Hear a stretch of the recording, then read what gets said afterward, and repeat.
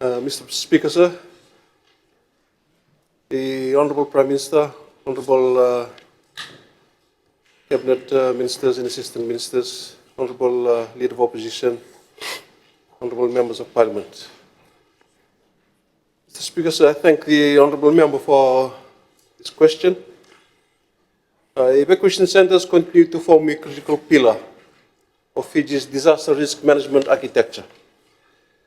Facilities not only serve as safe shelters during extreme weather events, but also operate as temporary refuges for families who have lost their homes and livelihoods.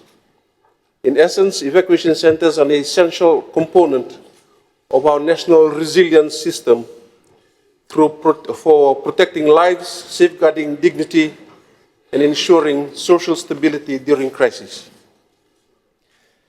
Mr. Speaker, sir, under the National Disaster Risk Management Act 2024, the National Disaster Risk Management Council is mandated to approve any building designated for use as an evacuation center.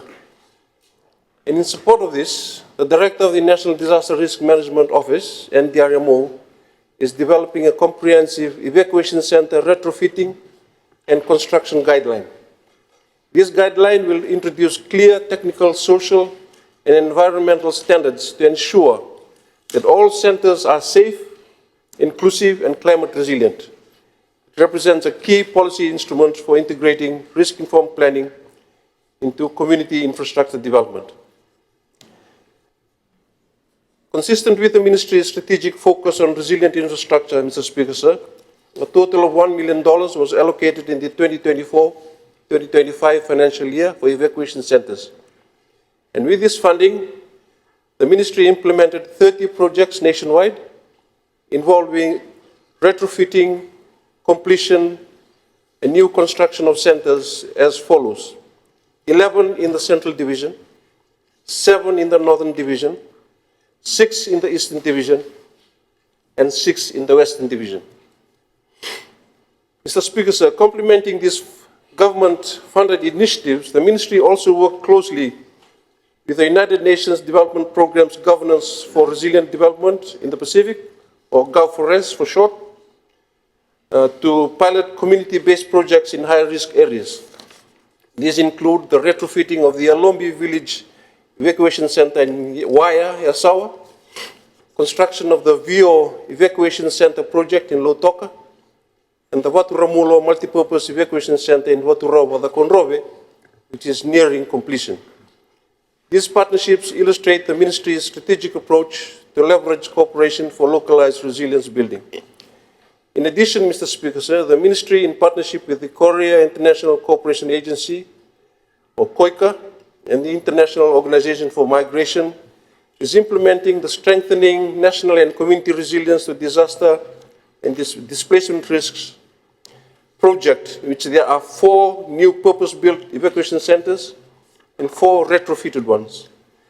4 new evacuation centers donated by COICA, Mr. Speaker, sir, include Maumi Village in Tailevu, Watukuda in the Konrove, Rokubuaka in Ra, and Nawowo in Ovalau. The 4 retrofitted evacuation centers are in Yavusunia, Nandi, Tanrandave, Tailevu, Nakama, Lambasa, and Kambariki in Kandavu. These newly built evacuation centers, Mr. Speaker, sir, have incorporated all the design features and standards required to cater for humanitarian needs and security requirements for vulnerable groups, and serve as a model for communities and stakeholders who wish to construct their own in the future. Mr. Speaker, sir, for the 2025-2026 financial year, a further $1 million has been secured for the continuation of this program.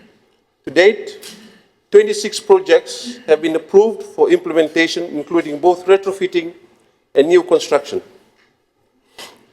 5 in the Central Division, 8 in the Western Division, 7 in the Northern Division, and 6 in the Eastern Division.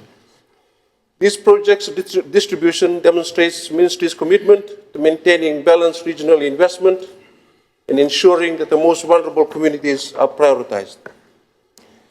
Mr. Speaker, sir, the growing demand for evacuation centers is a clear reflection of Fiji's evolving climate risk profile.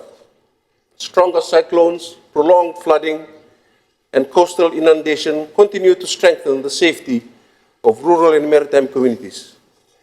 The Ministry's strategic response is to transition from reactive shelter provision towards a proactive, risk-informed infrastructure program that integrates inclusive design principles, particularly on catering for women, children, and the elderly, and persons with disabilities.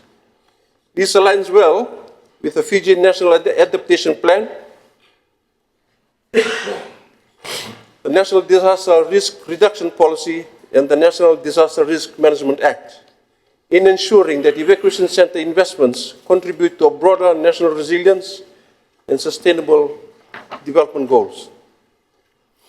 And Mr. Speaker, sir, while we continue to expand our network of evacuation centers, the Ministry equally emphasizes the importance of strengthening resilient housing systems through the Rural Housing Assistance Program. By empowering households to adopt cyclone-resilient building designs and community self-help approaches, the Rural Housing Assistance Unit complements our national goal of reducing displacement during disasters. Mr. Speaker, I also wish to acknowledge the steadfast support of our development partners and community stakeholders whose collaboration enhances the impact and sustainability of government's investments. Through these partnerships, we aim to move from emergency response to long-term resilience in ensuring that every Fijian community has access to safe, climate-resilient, and inclusive shelters when disasters strike. And Mr. Speaker, sir, when we compare program delivery rates over time, the data clearly shows that the coalition government within just 3 years has completed 65 evacuation centers over almost a 3-year period, as compared to the Fiji First government with 60 evacuation centers over a 10-year period. So this demonstrates not only greater output, but also stronger, faster, more community-focused delivery system that this government has put into place. Thank you very much, Mr. Speaker.